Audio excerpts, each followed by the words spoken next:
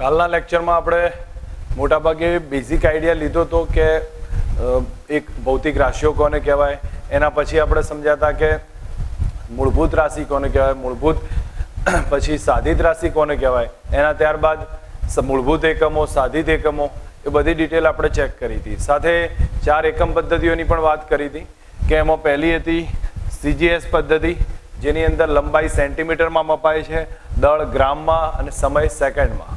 ત્યારબાદ આગળ વાત કરી હતી કે FPS જે બ્રિટિશ પદ્ધતિ છે અંગ્રેજોના સમયની, એમાં લંબાઈ ફૂટમાં મપાય છે, દળ પાઉન્ડમાં અને સમય સેકન્ડમાં. ત્યારબાદ એક પદ્ધતિ હતી MKS, જેની અંદર લંબાઈ મીટર, દળ કિલોગ્રામ, સમય સેકન્ડ. ઓકે, આ બધી પદ્ધતિમાં પ્રોબ્લેમ એટલો જ હતો, મેં આગળ તમને વાત કરી હતી કે ભાઈ કમ્બાઇન્ડ ઘણી અલગ અલગ દેશોમાં અલગ અલગ પદ્ધતિ વપરાતી હતી, તો એના આધારે ઇન્સ્ટ્રુમેન્ટ બનતા હતા. હવે બીજા દેશમાંથી લાયેલું ઇન્સ્ટ્રુમેન્ટ જો અહીંયા આપણે યુઝ કરીએ તો આપણા ત્યાં જે બી બનાવટ હતી એ લગભગ સમજો કે મીટરના આધારે ચાલતી હોય, તો બીજી જગ્યાએથી આપણે ફૂટમાંથી લાયા હોય એ ઇન્સ્ટ્રુમેન્ટના આધારે, તો એમાં મેચ નહોતું થતું, ઘણા પ્રોબ્લેમ્સ આવતા હતા. એ કન્ડિશનને દૂર કરવા માટે એક સિસ્ટમ એરેન્જ કરી પ્રોપર, અને એના આધારે એકમ નક્કી કરવામાં આવ્યો છે. તો 1971માં જે તોલમાપ સંસ્થાનું એક સંમેલન ભરાયું અને એની અંદર આ બધી વસ્તુઓના પ્રોબ્લેમ્સની એક ચર્ચા કરવામાં આવી, અને એ વખતે એનું સોલ્યુશન નીકાળ્યું કે આપણે બધી જ જગ્યાએ એક જ ટાઈપના યુનિટનો એરેન્જમેન્ટ થાય, બરાબર. અને એને પછી ત્યારબાદ એનું નામકરણ નક્કી થયું કે એને જે નામ આપ્યું છે SI પદ્ધતિ. SI એટલે કે સિસ્ટમ ઇન્ટરનેશનલ. હવે અહીંયા સમજવા જઈએ તો પણ આપણને સીધો અર્થમાં ખ્યાલ આવે છે કે આ આંતરરાષ્ટ્રીય સ્તરે સ્વીકારેલી એક પદ્ધતિ છે, બરોબર. હવે આપણે જોઈએ તો એને SI કહેવામાં આવે છે. SI નો સીધો અર્થ થાય સિસ્ટમ ઇન્ટરનેશનલ. મેં તમને કહ્યું એ પ્રમાણે 1971માં જે તોલમાપની સંસ્થાની એક સંમેલન ભરાયું અને એની અંદર આ વસ્તુની ચર્ચા કરવામાં આવી, અને એના આધારે આપણે આ બધા પ્રોબ્લેમ્સનું નિરાકરણ એક પ્રોપર યુનિટ સિસ્ટમ ડેવલપ કરી અને એને આપણે SI સિસ્ટમ કહ્યું છે. SI સિસ્ટમના આધારે એમને જોયું કે ઘણી બધી ભૌતિક રાશિઓ છે, પણ મોટાભાગની ભૌતિક રાશિઓ એવી જોવા મળી કે જે એકબીજા ઉપર ડિપેન્ડન્ટ હતી. જેમ કે મેં તમને આગળ વાત કરી કે વેગ છે, તો વેગનો એકમ કયો થાય? મીટર પર સેકન્ડ. તો એનો અર્થ શું થયો કે વેગ લંબાઈ અને સમય ઉપર ડિપેન્ડન્ટ થઈ જાય છે, એ બેના આધારે નક્કી થાય. એવી જ રીતે આપણે બીજા મોટાભાગની જેમ કે ક્ષેત્રફળની વાત કરું તો મીટર સ્ક્વેર, તો એ લંબાઈના વર્ગ ઉપર ડિપેન્ડ થાય છે. તો એ કન્ડિશનના આધારે આપણને સીધો ખ્યાલ આવી ગયો કે મોટાભાગની રાશિઓ એવી છે જે એકબીજા ઉપર ડિપેન્ડ થાય છે. તો અમુક બેઝિક રાશિઓ નક્કી કરી એમણે, અને અમુક ઓછામાં ઓછી બેઝિક રાશિઓ નક્કી કરી, જેને મૂળભૂત રાશિ નામ આપી દીધું, અને એવી 7 રાશિઓના એકમ નક્કી કરી લીધા. અને મોટાભાગે વ્યવહારમાં એ 7 રાશિના એકમ પરથી બીજી બધી ભૌતિક રાશિઓના એકમ નક્કી કરવામાં ચાલુ કરી દીધું છે.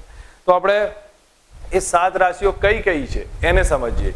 સામાન્ય આપણને ખ્યાલ આવવો જોઈએ આ ટોપિકમાં, બીજું કંઈ વધારે છે નહીં. કે આની અંદર સિમ્પલ હિન્ટ કીધું છે કે ભાઈ આ પદ્ધતિ આંતરરાષ્ટ્રીય સ્તરે સ્વીકારેલી છે, અને બીજું કે એમાં બતાવ્યું છે કે 1971માં જે તોલમાપની સંસ્થાની અંદર આની ચર્ચા કરવામાં આવી, ફાઇનલી આપણને એક સિસ્ટમ ઇન્ટરનેશનલ નામની એક પદ્ધતિ ડેવલપ કરવામાં આવી, બરોબર. હવે એમાં કયા કયા એકમ આવે છે એની વાત કરું છું. આ પદ્ધતિ હું આ મેથડ થોડુંક પછી લઈએ છીએ, કારણ કે આ પૂરક એકમોની વાત હું મૂળભૂત એકમો પૂરા કરી ત્યારબાદ લઉં છું. તો અહીંયા આપણે આ 7 એકમોની ચર્ચા કરવાની છે. હવે 7 કયા કયા છે એ સમજ રાખીએ. તો પહેલું લંબાઈ આવે છે. લંબાઈ છે એને મીટરમાં માપીશું, બરોબર, અને એનો સિમ્બોલ હશે સ્મોલ m. દરેક જણા ધ્યાનથી સમજ રાખે કે લંબાઈ છે એને મીટરમાં મેજર કરીશું, એનો સિમ્બોલ હશે સ્મોલ m. એવી જ રીતે દળ છે એને કિલોગ્રામમાં મેજર કરીશું, એનો સિમ્બોલ હશે kg જેટલો.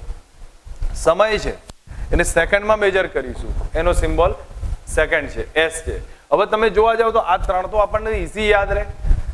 લંબાઈ છે એને મીટરમાં મેજર કર્યું, એમ લખ્યું, દળ કિલોગ્રામ kg લખી દીધું, અને સમય છે એ સેકન્ડ એને S લખ્યું છે. આટલું તો આપણને ઈઝી યાદ રહે ને. આપણે MKS પદ્ધતિમાં આ જ વસ્તુ લખતા હતા, પણ એના સિવાયના બીજા 4 યુનિટ નક્કી કર્યા છે જે આપણને અહીંયા કામ લાગે એ ટાઈપના છે, અને એ આપણે સમજવાના. આ 3ના યુનિટ આપણને યાદ હોવા જોઈએ અને યાદ રહે છે, પણ હવે જે બાકીના 4 છે એ બી આપણે ઈઝી સમજ રાખી દઈએ. એમાં પહેલું ટેમ્પરેચર આવે છે.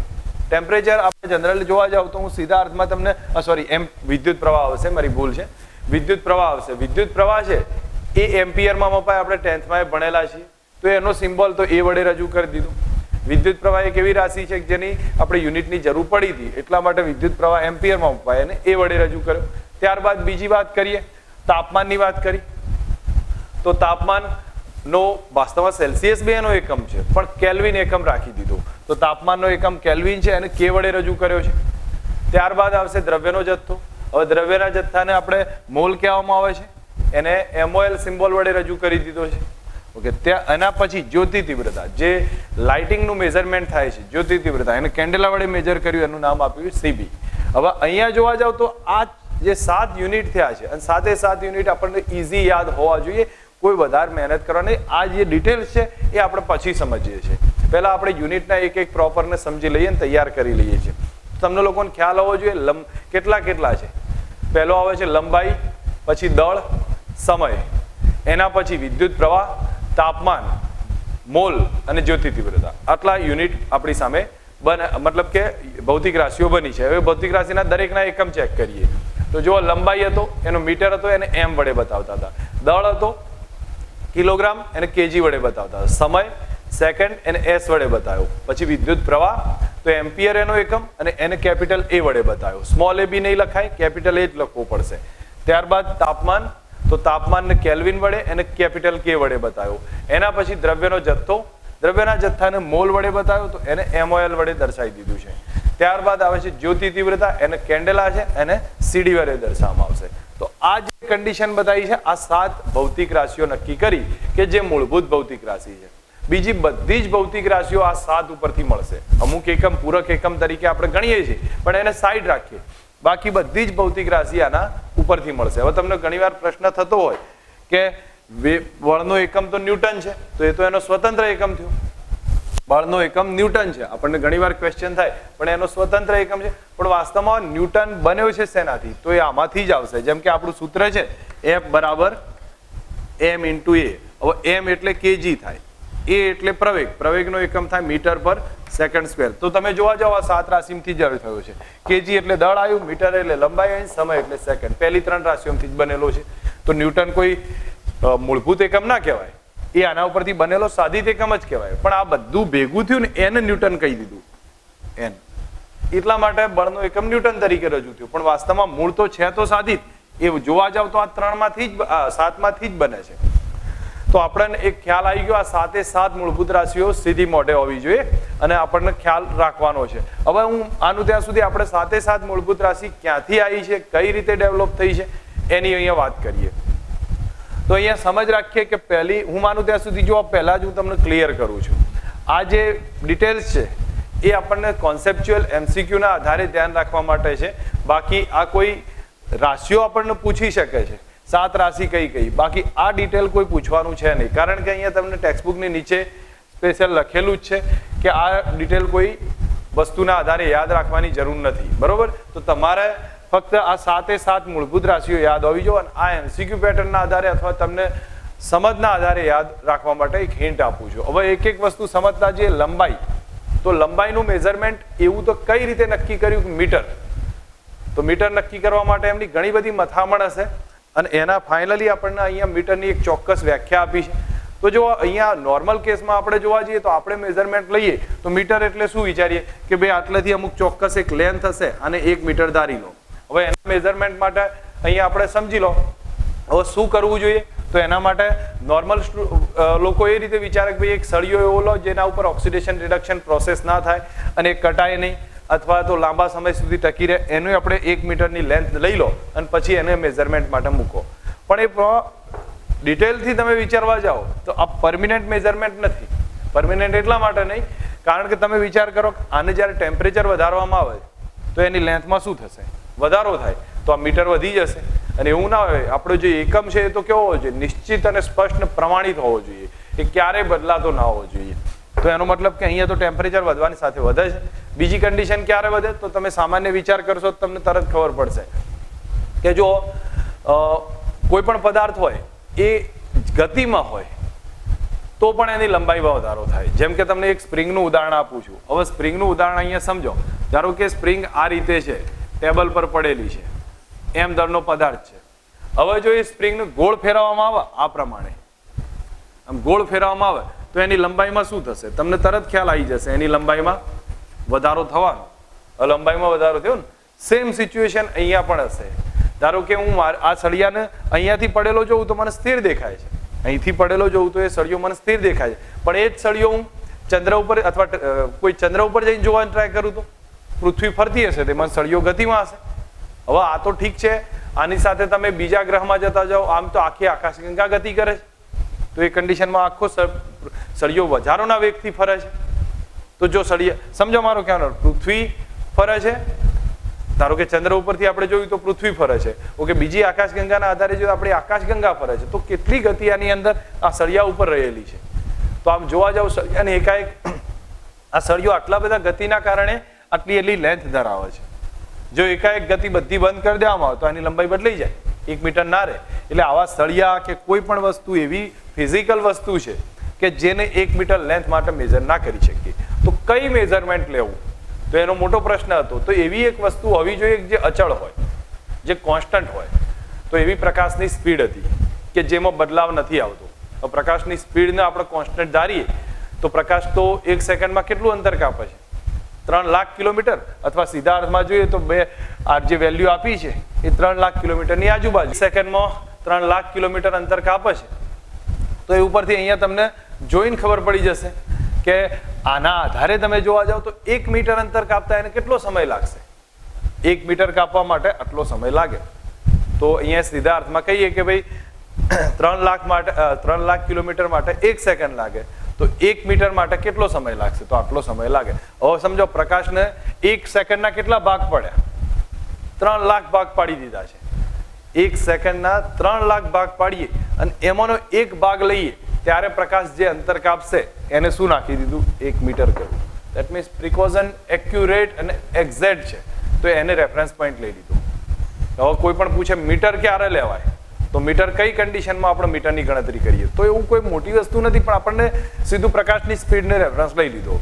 અને પ્રકાશની સ્પીડ છે એ 1 સેકન્ડમાં 3 લાખ કિલોમીટર અંતર કાપે છે. એનો મતલબ થયો કે 1/3 લાખ સેકન્ડ થાય ત્યારે પ્રકાશ જેટલું અંતર કાપશે એને આપણે 1 મીટર કહી દીધું. બસ આ મીટરનું મેજરમેન્ટનો રેફરન્સ પોઈન્ટ છે. તમારે એક્ઝામ ઓરિએન્ટેડ કે તૈયાર કરવા માટે નથી, પણ આપણે સમજીએ છીએ એ વસ્તુને કે કઈ રીતે આપણે આ મેજર કર્યું છે. ઓકે, નેક્સ્ટ એના પછી દળનું રેફરન્સ પોઈન્ટ કઈ રીતે લીધો? 1 કિલો લેવું, અને કિલો એટલે કેટલું એ ખબર કઈ રીતે પડે? તો દળ માટે તમે એક એવી ધાતુ નક્કી કરીએ, કારણ કે ફિઝિકલ વસ્તુ દળમાં કઈ પ્રકાશની સ્પીડથી ના મેજર થાય. દળ તો ફિઝિકલ વસ્તુ હોવી જોઈએ કોઈ ના કોઈ વસ્તુ. તો એટલા માટે એક એવી ધાતુ નક્કી કરો જેના ઉપર ઓક્સિડેશન રિડક્શનની પ્રોસેસ ના થાય. બરોબર, એટલે એ ખવાય નહીં. બરોબર, તો હવે એવી સિચ્યુએશનમાં એમને એક જ ધાતુ નક્કી કરી જેને પ્લેટિનમ ઇરિડિયમ મિશ્ર ધાતુ છે. એના ઉપર આ બધી પ્રોસેસ નહોતી થતી, તો એનો એક ચોક્કસ પ્રોટોટાઇપ લીધો અને એને આપણે મેજર નામ આપી દીધું 1 kg. એમાંથી એક ચોક્કસ દળ લીધું અને એને 1 kg કરી દીધું પ્લેટિનમ ઇરેડિયમમાંથી બનાવેલી એક મિશ્ર ધાતુમાંથી. હવે એ દળ છે એને નક્કી કર્યું કે ભાઈ આ જ આપણું પ્રમાણભૂત દળ, એટલે વિશ્વ માટે એ પ્રમાણભૂત દળ થયું. અને એ ક્યાં પડ્યું છે? ફ્રાન્સમાં પેરિસ ખાતે આ જે બ્યુરોની ઓફિસ છે એની અંદર, મ્યુઝિયમની અંદર પડેલું છે. બરોબર, હવે આવું ઇન્ડિયામાં બી દિલ્હીની અંદર દરેક દેશોનું પછી એવા ને એવા જ પ્રોટોટાઇપ આપી દીધા એક્ઝેક્ટ માપવાળા. તો આપણે ઇન્ડિયામાં દિલ્હીની અંદર એ આપવામાં આવ્યું છે અને એના મેઝરમેન્ટને 1 kg ગણ્યું. તો આ રેફરન્સ પોઈન્ટ થઈ ગયો. ઓકે, હવે સમયનો રેફરન્સ પોઈન્ટ, તો સમય પાછો આની જેમ જ કન્ફ્યુઝન ક્રિએટ કરે. તો સમય કેટલી રીતે મેજર કરવો? જો સમય મેજર કરવામાં પાછી તકલીફ છે. એનું કારણ તમે જો કે એક સીધા અર્થમાં હું તમને કહું છું કે આપણે એક જગ્યાએ ઊભા છીએ, આ જગ્યાએ તમે ઊભેલા છો. હવે આ A પોઈન્ટ છે, આ B પોઈન્ટ છે. કોઈ ટ્રેન આવે છે, એ A થી B જાય તો એનો સમય આપણે T ધારી લીધો છે. ટ્રેન A થી B સુધી જાય એનો સમય આપણે T ધાર્યો છે. હવે પ્રોબ્લેમ શું થશે એ સમજો. તમે ઊભા છો ત્યારે સમય આવ્યો સમજો 2 મિનિટ આવ્યો. ટ્રેન અહીંથી B સુધી જવા માટે પસાર થવાનો સમય 2 મિનિટ આવ્યો. પણ તમે કોઈ તમારા ફ્રેન્ડની સાયકલ પર બેઠા છો, આમ જાઓ છો, તો A થી B જશે એનો સમય કેટલો આવશે? કદાચ 2 સેકન્ડના 2 મિનિટના બદલે 3 મિનિટે થઈ જશે. ધારો કે તમે સાયકલ લઈને આ બાજ જાઓ છો, તો ટ્રેનનો સમય ઘટી જવાનો પસાર કરવાનો, તો એ 2 મિનિટે તો એનો 1 મિનિટે થઈ જાય. તો એનો મતલબ શું થયો ભાઈ? આ સમયની મેઝરમેન્ટ કરવી ને એમાં સ્પીડ નડે છે. જેમ કે અહીંયા તમે જોયું લંબાઈનું મેઝરમેન્ટ કરતા હતા એમાં સ્પીડ નડતી હતી. સમયનું મેઝરમેન્ટ કરીએ એમાં સ્પીડની અસર આવે છે. તો એમાં આપણે શેનો રેફરન્સ લીધો? તો તો એ જ ટાઈપનો પ્રકાશની સ્પીડના ટાઈપનો જ રેફરન્સ લીધો છે. હવે એના માટે અહીંયા સમજો સીઝિયમ પરમાણુનો એક રેફરન્સ લીધો છે. હવે સીઝિયમ પરમાણુ હોય એની અંદર જોવા જઈએ તો આમાં અથવા તમને એક આવર્તકાળની એક કન્ડિશન કહું, તમને જો કદાચ ખ્યાલ હશે તો કોઈ લોલક હોય ને એ આમથી આમ દોલન કર્યા કરે, બરોબર, આમથી આમ સતત દોલન કર્યા કરશે અને ધીરે ધીરે ધીરે એના દોલનો ઘટવા લાગે. તો કોઈ કન્ડિશનમાં સમજો એના દોલનો આવા થઈ ગયા, ઘટી ગયા ને, અહીંયા આનાથી થોડા ઓછા થયા, ધીરે ધીરે ધીરે એ સ્થિર થશે. પણ આની અંદર એક ખાસિયત હોય છે જે તમને ખબર હશે અમુક જણા, કે અહીંથી અહીંયા જઈને ફરી પાછો અહીંયા આવવાનો, સમજો એનો સમય 2 સેકન્ડ હોય તો જ્યારે દોલન ઘટે ત્યારે પાછો આવવાનો સમય કેટલો રહે? 2 સેકન્ડ જ રહે. ધીમે પડે તો બી એનો સમય કેટલો રહેશે? કોન્સ્ટન્ટ જ રહેશે. તો આ એની ખાસિયત છે લોલકની. તો લોલકને અહીંથી આમ થઈને અહીંયા પાછો આવવાનો સમય 2 સેકન્ડ છે, ફરી પાછો ધીમે પડે તો પાછો આવવાનો સમય 2 સેકન્ડ, એ સમય કોન્સ્ટન્ટ જ રહેતો જશે. તો એ ખાસિયતનો ઉપયોગ કરી અને સમયની મેઝરમેન્ટ કરી. સમયમાં શું થાય કે સમજો આ રીતે ન્યુક્લિયસની આસપાસ ઇલેક્ટ્રોન રહેલો છે. હવે અહીંયાથી કોઈ સીઝિયમ પરમાણુની વાત કરું છું, અહીંથી કોઈ ઇલેક્ટ્રોનને આપણે સમજો ધક્કો મારી અને આમ ઉપર લઈ ગયા, ઉપર લઈ જઈએ તો એને સંક્રાંતિ કરી કહેવાય. અને સંક્રાંતિ થશે એટલે ઇલેક્ટ્રોન લાંબો સમય સુધી અહીંયા નહીં રહે, તો એ પાછો નીચે આવી જશે. અને નીચે આવે ને એટલે શું કર્યા કરશે? આમથી આમ પોતાના સ્થાનની આસપાસ દોલન કર્યા કરે અને ધીરે ધીરે ધીરે ધીરે શું થશે? સ્થાયી થઈ જશે. તો એ જે દોલન કરશે ને એની આવૃત્તિ અચળ રહેશે. આવૃત્તિ એટલે કે આ જે આવર્તકાળ છે ને, સોરી, અહીંથી એક દોલન પૂરો કરવાનો સમય છે એ કોન્સ્ટન્ટ રહેશે. તો એને એક દોલન પૂરો કરવાનો જે સમય છે એ હંમેશા કોન્સ્ટન્ટ હશે.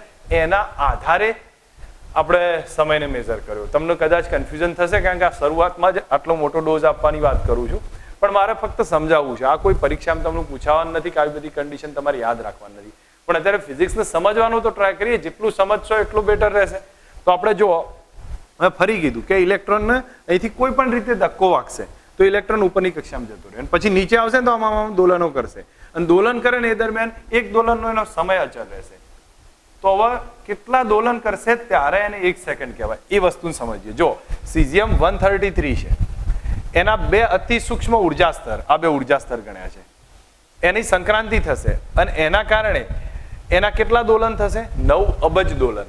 આજે બધા શબ્દો આંકડા તમારે યાદ રાખવા જોઈએ. 9 જેટલા અજબ દોલન થશે. તો એ સિચ્યુએશનમાં આપણે આટલા જે દોલન મળ્યા એટલા દોલન પૂરો કરવાનો જેટલો સમય આવ્યો એને 1 સેકન્ડ કીધો છે. આટલા દોલન થાય છે, 9 × 10⁹, એટલા બધા દોલન પૂરા થાય ત્યારે જે સમય લાગે એને 1 સેકન્ડ ગણ્યો. એ તો એક્ઝેક્ટ જ હોય ને, એમાં 1-2 વધારે થાય તો એ આની આજુબાજુ 1 સેકન્ડમાં કોઈ વધારે ફરક ના પડે. એટલે એક્ઝેક્ટ મેઝરમેન્ટ છે. આ રેફરન્સ પોઈન્ટ કહેવાય. તો હું હજી કહું છું કે અહીંયા દોલનો 40 આવે, 9 × 10⁹ જેટલા દોલનો થાય ત્યારે એને 1 સેકન્ડ કહી દીધું. બસ આ એક આનું મેઝરમેન્ટ આવ્યું. તો જો હવે 3 મેઝરમેન્ટ આપણે સમજાય. ચોથું મેઝરમેન્ટ સમજીએ. ચોથું મેઝરમેન્ટ આવ્યું વિદ્યુત પ્રવાહનું. વિદ્યુત પ્રવાહનું મેઝરમેન્ટમાં શું કીધું છે એ તમને બતાવું છું, તમે સીધા અર્થમાં સમજી જશો. અહીંયા એક આ રીતે 2 વાયર છે, 2 વાયરમાંથી કોઈ પ્રવાહ પસાર થાય છે, આપણને ખબર નથી. તો એક કામ કરીએ, એની સાથે એક બેટરી કનેક્ટ કરી દઈએ છીએ. અહીંયા પણ ઓકે, એની સાથે એક બેટરી કનેક્ટ કરી દીધી. તો બેટરી આપણને પ્રવાહ આપ્યા કરશે અને એ પ્રવાહનું અહીંથી વાયર ઉપર જતા હશે. હું વધારે કોમ્પ્લિકેટેડ સર્કિટ નહીં ડ્રો કરું, તમને સમજાવવા પૂરતું ડ્રો કરીશ, બરોબર? સોરી, આ રીતની કન્ડિશન હશે, બરોબર? જો 2 પ્રવાહ પસાર થાય છે, તાર પસાર થાય છે, એમાંથી આ પ્રવાહ રીતે પ્રવાહ મળે છે. હવે થશે શું કે આ તારને અહીંયા આપણે એક બળ લગાડીએ, વજન લગાડી દીધું છે. હવે હું તમને આની ડેફિનેશન સમજાવું. જો આની અંદરથી એક પ્રવાહ પસાર થયો, આની અંદરથી પ્રવાહ પસાર થયો, આ 2 વચ્ચેનું ડિસ્ટન્સ 1 મીટર જેટલું રાખ્યું છે. તો એક સૂત્ર હતું આપણી પાસે જે આગળ જતા તમને ભણવામાં આવશે. F બરાબર 2 × 10⁻⁻7 I1 I2 L/2πy. હવે આ સૂત્ર તમારે આગળ જતા ભણવાના આવશે. હું ફક્ત લખું છું, તમારે ફક્ત આની ડિટેલમાં જવાની જરૂર નથી. તો જુઓ, I1 I2 આપણે 1 લઈ લઈએ,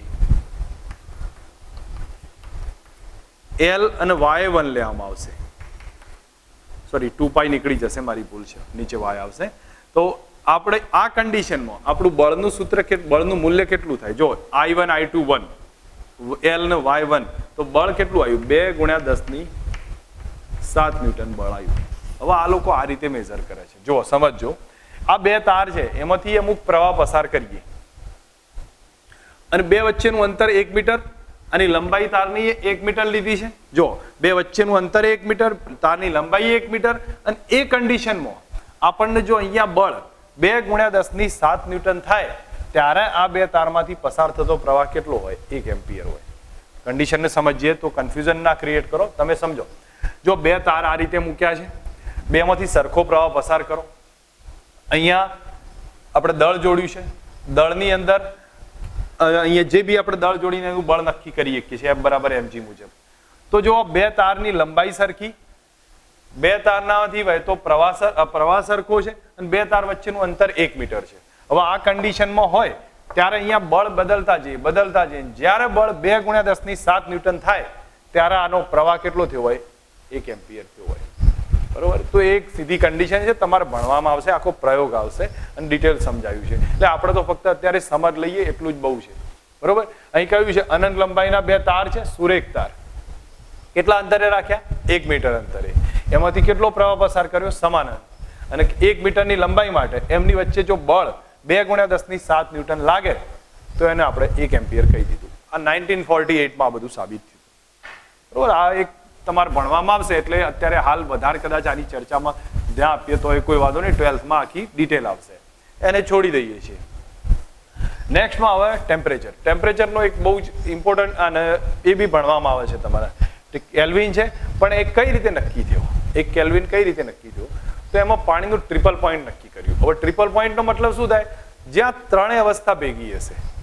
કઈ ત્રણ અવસ્થા? તો તમને કદાચ વાત કરું કે પાણીમાં તમે ઘણીવાર જોયું હોય તો બરફ પડ્યો હોય ને, તો બરફમાંથી વરાળ બનતી હોય, બરફમાંથી વરાળ નીકળતી હોય અને નીચે પાણી એ પડ્યું હોય, તો એ પાણીની ત્રણેય અવસ્થા ભેગી થઈ કહેવાય. ઘન, પ્રવાહી અને વાયુ. ઘનમાં પોતે બરફ છે, આજુબાજુ પાણી એ બનતું જાય છે, તો પ્રવાહી છે, અને એમાંથી વરાળ પણ નીકળે છે. તો એ ત્રણેય અવસ્થા ભેગી છે. અને એ કન્ડિશનનું એનું ટેમ્પરેચર મેજર કરશો ને તો એ કેટલું આવશે? 0°C આવશે. 0°C ને આપણે કેલ્વિનના આધારે કરીએ તો 273.16 કેલ્વિન આવશે. બરાબર? તો પાણીના ટ્રિપલ પોઈન્ટનું જે ટેમ્પરેચર છે એ 273.16 કેલ્વિન બરાબર 0°C છે. તો અહીંયા 1 કેલ્વિન કોને કહેવાય? 273.16 કેલ્વિને પાણીનું ટ્રિપલ પોઈન્ટ છે, એક ટ્રિપલ પોઈન્ટ. તો આપણે 1/273.16 જે ટેમ્પરેચર મળ્યું એને 1 કેલ્વિન કહી દીધું.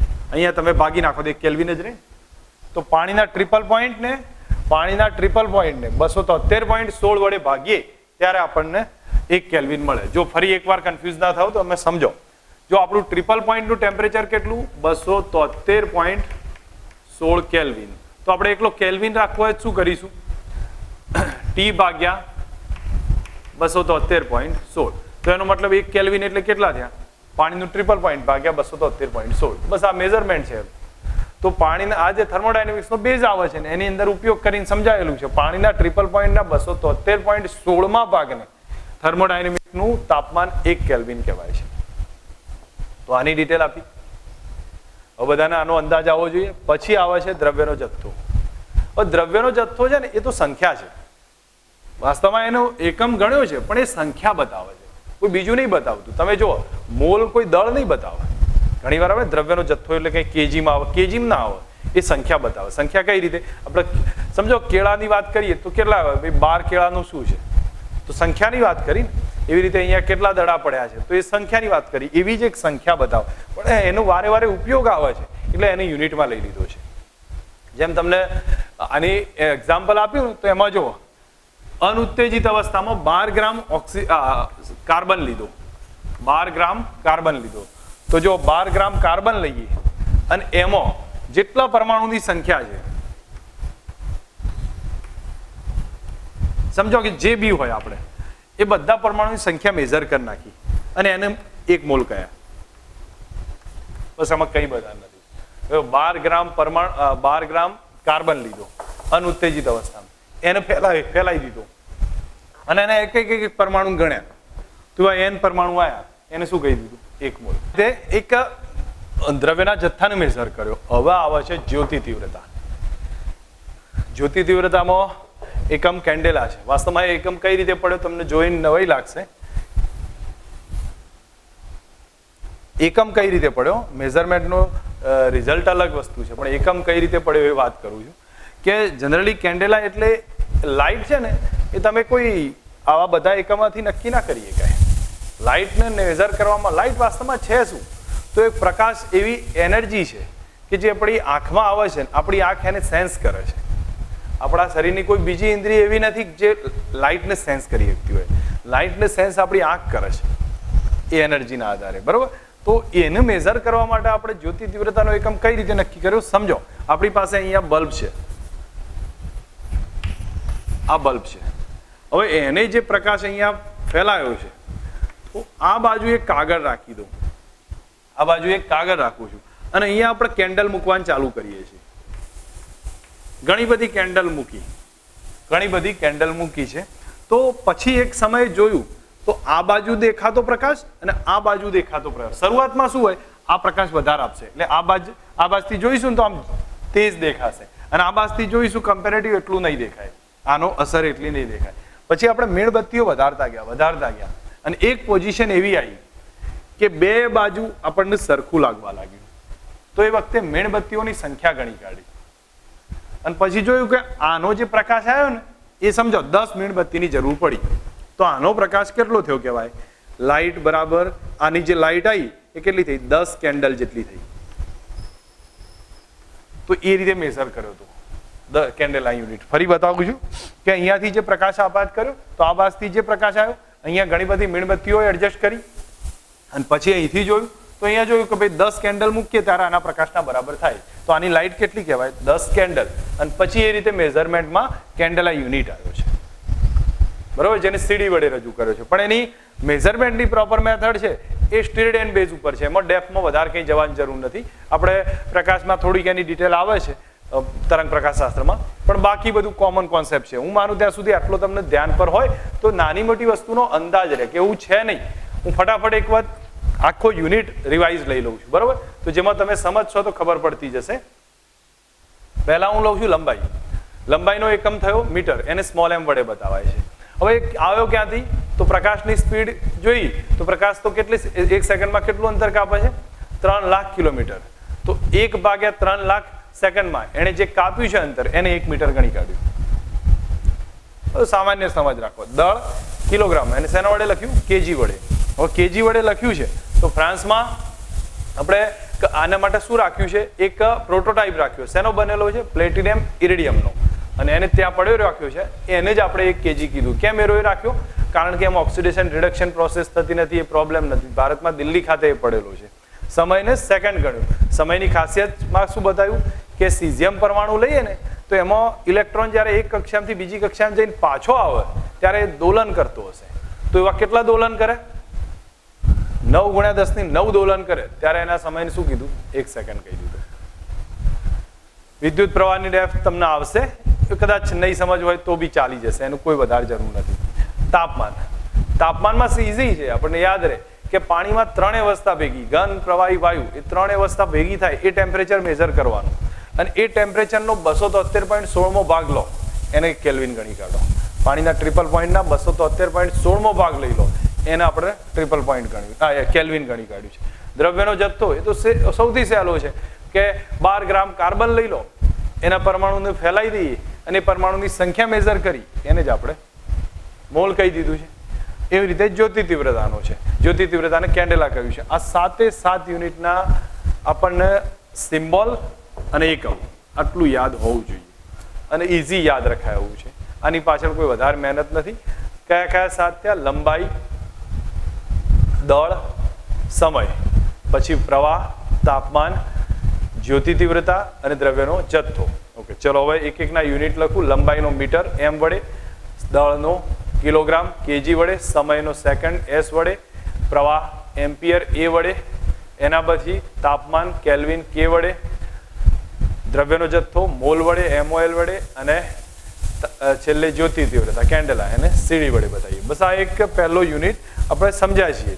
હવે હું તમને થોડાક આના પછી એક ભાગ બતાવું છું કે આની સાથે બીજા એકમોની વાત કરું છું.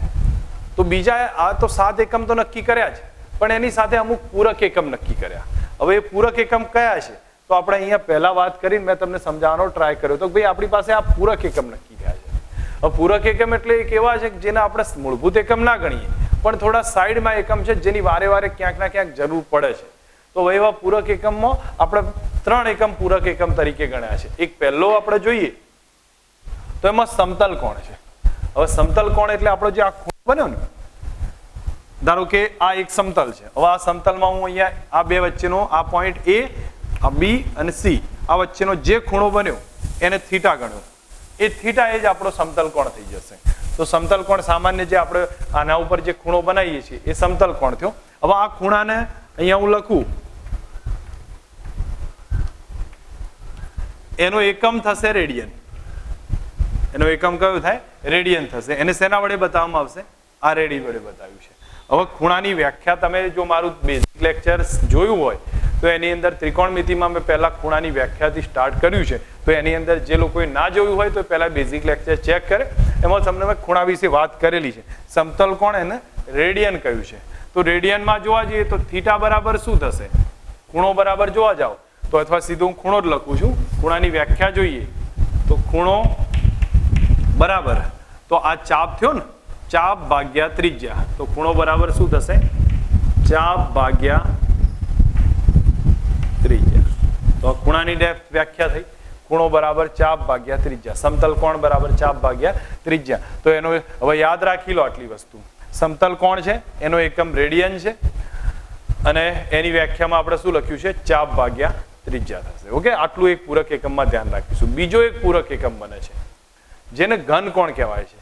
ઘન કોણ એટલે તમને સામાન્ય અર્થમાં કહું, આપણા ઘરની અંદર જે ખૂણો બને ને કોઈ પણ, એમાં એક્સ વાય ઝેડ 3 યામ હોય. એક જતી હોય એક્સ માં, બીજી વાય માં જાય, ત્રીજી ઝેડ માં જાય. તો એનો જે ખૂણો કહી શકીએ ને ઘન કોણ કહેવાય. હવે ઘન કોણ એને સમતલમાં ના બતાવીએ કાંઈ. એક સમતલમાં આવી રીતે થોડો દોરીએ કાંઈ ઘરનો ખૂણો, પણ છતાંય જે એનો ખૂણો બને છે એ સમતલ કોણ આ રીતે બતાવીએ કાંઈ, જેમ અહીંયા બતાવ્યું. હવે એના બરાબર કેટલું થાય? તો સમતલ કોણનો એકમ સ્ટીરેડિયન આવે. સોરી, ઘન કોણનો એનો એકમ એસઆર વડે બતાવ્યો છે. હવે ઘન કોણ માટે આપણે જોવા જઈએ તો એ તમારે ધ્યાન રાખવાનું છે, બીજું કંઈ નહીં આવે. અહીંયા સીધું લખી દઉં છું. ઘન કોણ બરાબર ડેલ્ટા એ એટલે ક્ષેત્રફળ, જે આ ક્ષેત્રફળ બન્યું ને આટલા ભાગનું, એ ભાગ્યા આર સ્ક્વેર વડે રજૂ થાય. ઘન કોણ એટલે શું થશે? ડેલ્ટા એ ભાગ્યા આર સ્ક્વેર વડે રજૂ થશે. આપણે તો આટલું સીધું ધ્યાન રાખીએ એટલે ખ્યાલ આવે. હવે આપણી પાસે 2 યુનિટ બન્યા પૂરક કોણના. કયા કયા? એક તો સમતલ કોણ અને બીજો ઘન કોણ. ઓકે, હવે પૂરક એકમની વાત કરું તો પૂરક એકમ જે આપણે સમજ્યા છીએ તો એના જ આપણે 3-4 પૂરક એકમ અહીંયા લખી કાઢ્યા છે. તો પહેલા જો પહેલો પૂરક એકમ તમે આટલું યાદ રાખવાનું છે. ટેક્સ્ટબુકમાં જે બધી ફાલતુ ડિટેલ આપી છે એ બધી સમજવાની વધારે જરૂર નથી. આ રીતે ધ્યાન રાખી દો, ક્લિયર થઈ જશે. સમતલ કોણ એનો એકમ રેડિયન અને એના બરાબર શું લખાય? ખૂણો બરાબર ચાપ ભાગ્યા ત્રિજ્યા. બીજા અર્થમાં બતાવવું હોય તો આપણે થીટા બરાબર આ રિલેશનમાં લખી દઈએ. થીટા બરાબર આ ચાપ ભાગ્યા એની ત્રિજ્યા. બસ એ રીતે બતાવી શકીએ છીએ. ઘન કોણ બીજો એકમ, જે ઘરનો ખૂણો બને છે એ ટાઈપના ઘન કોણ, અને એનો એકમ સ્ટીરેડિયન થાય. સ્ટીરેડિયન એટલે ક્ષેત્રફળ ભાગ્યા એરિયા. તો એનું જે ક્ષેત્રફળ ટેક્સ્ટબુકમાં આકૃતિમાં બતાવ્યું છે, ક્ષેત્રફળ ભાગ્યા આરિયા, રેડિયસ, એનો વર્ગ થશે. તો આ એક કન્ડિશનમાં આપણે બતાવી શકીએ છીએ. હવે આના પછી એક રેડિયો એક્ટિવિટી શું કહેવાય પૂરક એકમ છે, જે ટેક્સ્ટબુકમાં નહીં આપ્યું પણ આપણે યાદ રાખવું જોઈએ. રેડિયો એક્ટિવિટી છે એ પૂરક એકમ છે. એનો જોવા જઈએ તો ભૌતિક રાશિ આ એક પૂરક રાશિ છે અને એનો એકમ થશે બેકવેરલ.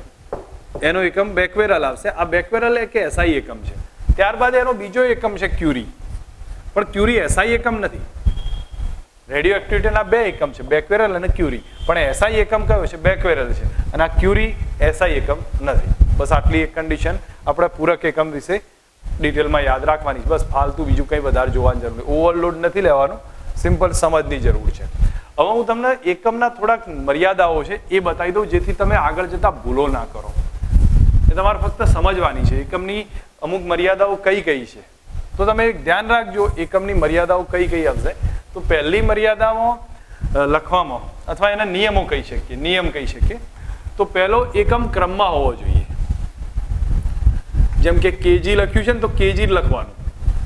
કેજી લખતા હોય તો આપણે કેજી જ લખીશું, પછી આને આવી રીતે ઉલટું સુલટું લખી દો અને એ બધું ખોટું પડે. તો આ રાઈટ થશે.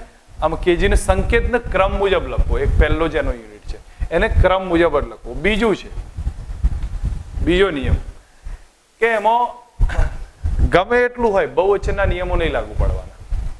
જેમ કે સમજો 3 મીટર હોય તો 3 મીટર જ લખાય.